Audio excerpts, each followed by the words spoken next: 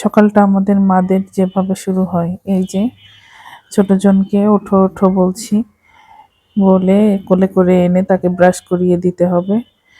আসসালামু আলাইকুম, জহানাস kitchen and লাইফস্টাইলে আজকে ছোট্ট একটা ব্লগ। সকালে ছেলেকে রেডি করে স্কুলে নিয়ে যাব।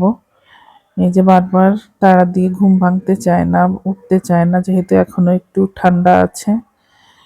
তাকে ব্রাশ করিয়ে দিচ্ছি, সে নিজেও পারে কিন্তু অতটা ভালো হয় না।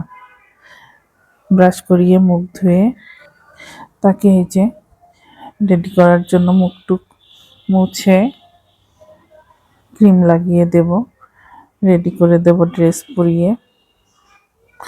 সে ছোট, তার সব কিছু একটু একটু করে করে দিতে হয়।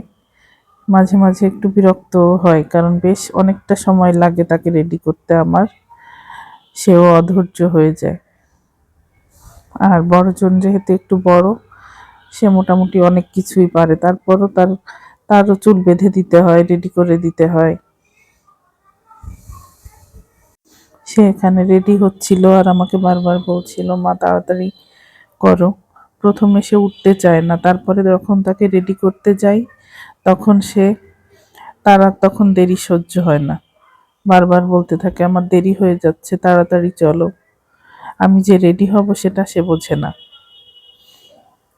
তাকে এই যে রেডি করিয়ে দিয়ে আমি আবার তার টিফিন রেডি করতে আসব। যেহেতু সে সকালে কোনো খাবার খেয়ে যেতে পারে না, সকালে কোনো খাবার খেতে পারে না সে ঘুম থেকে উঠে। এই যে আজকে এই যে চিকেন বল দিয়েছি, দুইজনের জন্যই আমি চিকেন বল ভেজে রেডি করে ওটা নিয়ে গিয়েছি, আর বড়জনেরটা রেখে গিয়েছি। চিকেন বল ভাজতে দিয়ে আমিও রেডি হয়ে নিলাম এই সুযোগে।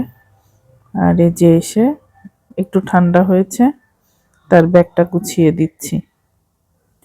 আর আমরা রেডি হয়ে বের হয়ে যাচ্ছি, আর মেয়েকে বলছি যে তুমি রেডি হতে থাকো, আমি এসে বাকিটা তোমাকে করে দিব। সে তার বোনের দিকে তাকিয়ে কি যেন বলছে। তার বোন তাকে বলছে, ভালো হয়ে থেকো, শান্ত হয়ে থেকো, দুষ্টামি বেশি করো না। এই যে এই আমাদের সকালবেলায়